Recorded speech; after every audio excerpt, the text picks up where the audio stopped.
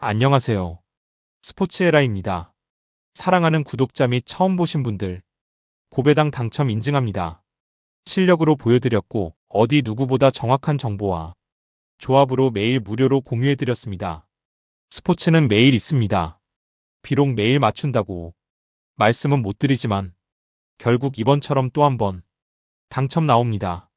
조합은 매일 무료로 공유해드리니 함께 당첨되어 우리은행 같이 갑시다. 첫 번째 경기 창원 LG 대 한국가스공사 분석 시작해보겠습니다.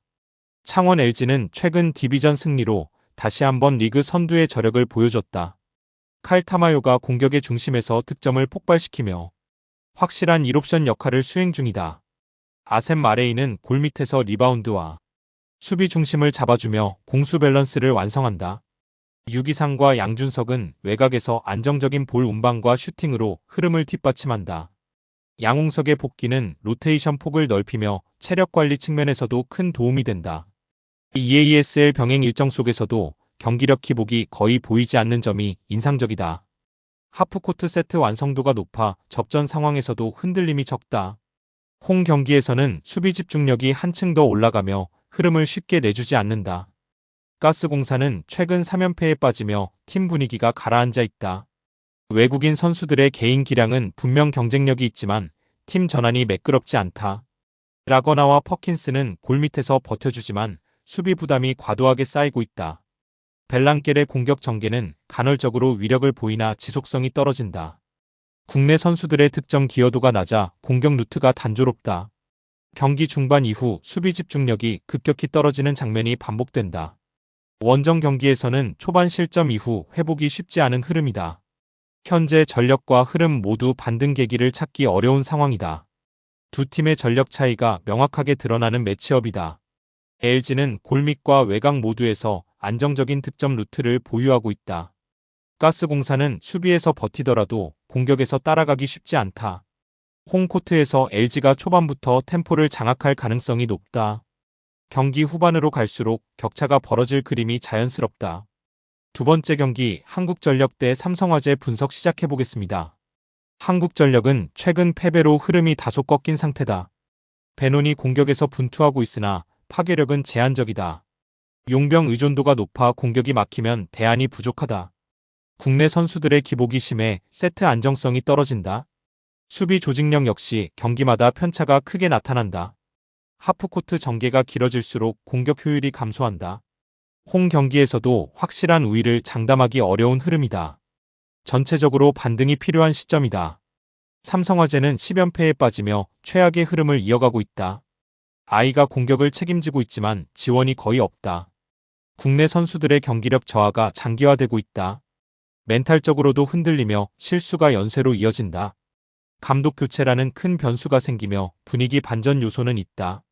연패 탈출에 대한 동기부여는 어느 때보다 강하다. 원정 경기지만 체력적으로는 상대보다 여유가 있다. 스타일 상성에서는 오히려 한국전력과 맞물린다. 전력만 보면 한국전력이 우세한 경기다. 하지만 최근 경기력 기복은 분명한 변수다. 삼성화재는 연패 탈출이라는 강한 동기부여를 안고 있다. 경기 흐름이 꼬일 경우 이변 가능성도 배제할 수 없다. 접전 구도 속에서 원정팀의 반등 시나리오가 보인다. 세 번째 경기 GS칼텍스 대 한국도로공사 분석 시작해보겠습니다.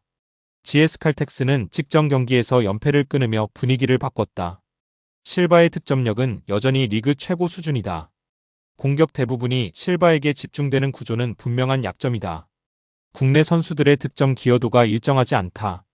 수비에서 세트 후반 집중력이 흔들리는 장면이 잦다. 공격 루트가 단조로워 상대 대비가 쉬운 편이다. 홈 경기에서도 경기 지배력이 높다고 보긴 어렵다. 실바 의존도를 얼마나 줄이느냐가 관건이다. 도로공사는 시즌 내내 안정적인 흐름을 유지 중이다. 모마를 중심으로 한 공격 밸런스가 매우 탄탄하다. 강소희와 타나차의 지원으로 공격 루트가 다양하다. 중앙과 후방 수비 조직력도 리그 최상급이다. 리베로 전환 이후 문정원의 안정감도 눈에 띈다. 경기 흐름이 흔들려도 쉽게 무너지지 않는다. 원정에서도 동일한 경기 운영이 가능하다. 전체적인 전력 완성도는 리그 최고 수준이다. 실바의 존재로 GS칼텍스도 경쟁력은 있다. 하지만 전체적인 조직력과 뎁스는 도로공사가 앞선다. GS칼텍스의 단조로운 공격은 도로공사에게 불리하다. 경기가 길어질수록 원정팀의 강점이 더 살아난다. 전반적인 흐름은 도로공사 쪽으로 기울어 있다. 네 번째 경기 멜버른 시티 대 메가서 분석 시작해 보겠습니다. 멜버른 시티는 점유율 중심의 축구를 유지하고 있다. 다만 수비 집중력 문제로 무승부가 잦아졌다. 홈에서의 강세가 예년만큼 뚜렷하지 않다. 레키의 경험과 움직임이 공격의 중심이다. 카푸토의 결정력이 살아나야 공격 효율이 오른다. 측면 오버래핑을 통한 공격 전개가 주요 루트다. 라인을 올릴수록 뒷공간 리스크가 따른다. 공격 주도권을 쥘 가능성은 높은 경기다. 메가서는 전형적인 도깨비팀 성향을 보인다. 역습과 세트피스에서 날카로운 모습을 보인다. 소여의 결정력은 언제든 변수로 작용할 수 있다.